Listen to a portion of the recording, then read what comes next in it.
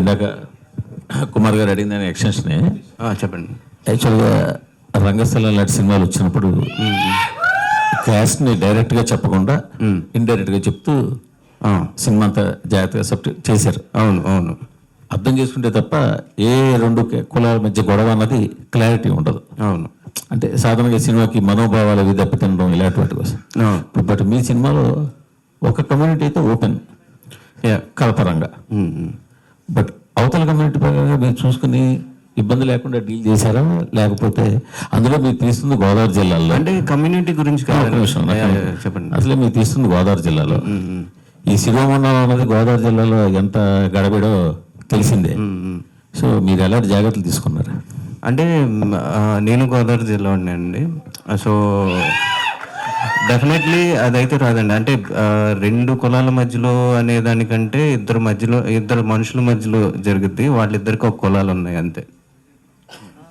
So అంటే వెంకటేష్ మహా గారు దీన్ని ఫీల్డ్లోకి వచ్చారంటే కొంచెం బోల్డ్గా ఉంటుంది కదా? లేదండి, అంటే ఇందాక మీరు అడిగిన దానికి యాక్చువల్లీ ఒక ఊర్లో జరుగుతున్న కథ చెప్తున్నప్పుడు ఆబ్వియస్లీ ఒక ఊర్లో 2-3 కులాల వాళ్ళు ఉంటారు అంతే తప్ప ఇది మనం కులాల మధ్య ఏం చెప్పట్లేదండి. ఇది కథ ఏదైతే ఉందో దాని ప్రకారం చెప్పాను. ఎవరు హర్ట్ అయ్యేది అంత ఏముండదండి, అంతే ప్రాపర్. తర్వాత ఇంకోటి అడిగారు. వెంకటేష్ మహా వచ్చారు లైన్లోకి, బన్నీవాస్ గారు ఉన్నారు, ఎంతమంది ఉద్దండులు అంటే మీరు ఉన్నారు అంటే లేదండి. వెంకటేష్ మహా గారు యాక్చువల్లీ ఈ సినిమా ఫస్ట్ దుష్యంత్ వెంకటేష్ మహా గారు associate, care of Panchapalem cinema Umamaheswara group వచ్చాక వర్క్ చేశారు తనతో పాటు. సో ఆబ్వియస్లీ కథ రాసుకున్నప్పుడు ఫస్ట్ ఆయనకి గురుగారులా కాబట్టి ఆయనకి కథ చెప్పి నరేట్ చేశారు. ఆ పాయింట్లో లాక్డౌన్ టైంలో వెంకటేష్ మహా గారే ప్రొడ్యూస్ చేద్దాము, ఆయనే ప్రొడ్యూసర్గా తన దుష్యంత్ డైరెక్టర్గా సినిమా తీద్దాం అనుకున్నారు. ఇనిషియల్ ప్లాన్ వాళ్ళకి అదే ఉండింది. అంటే సుహాస్కి వెళ్ళి ఫస్ట్ నరేషన్ ఇచ్చినప్పుడు కూడా అదే ప్లాన్ ఉండింది. వన్స్ లాక్డౌన్ తర్వాత ఒక సందర్భంలో మాకు నరేషన్ ఇచ్చారు.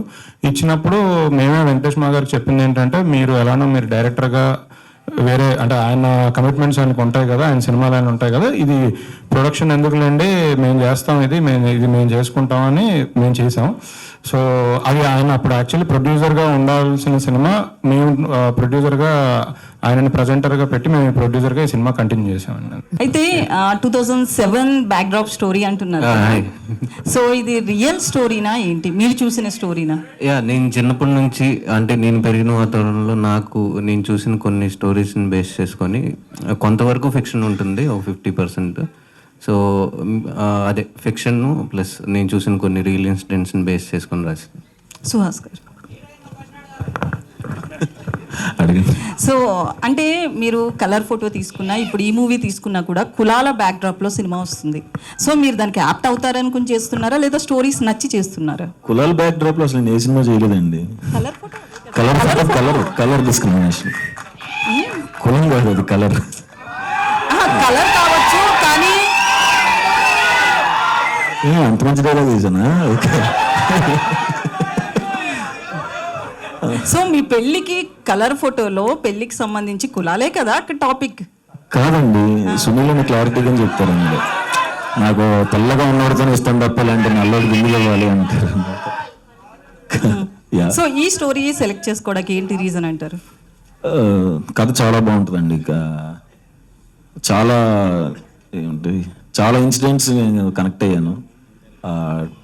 2007 ఆ టైంలో గోదావరి దగ్గర జరిగిన స్టోరీస్ అండ్ మన డైరెక్టర్కి జరిగిన ఒరిజినల్ ఇన్సిడెంట్స్ కొన్ని ఉన్నాయి, వాటిని నేను బాగా కనెక్ట్ అయ్యాను. సో అందరూ కనెక్ట్ అవుతారు అనుకునే చేస్తాను.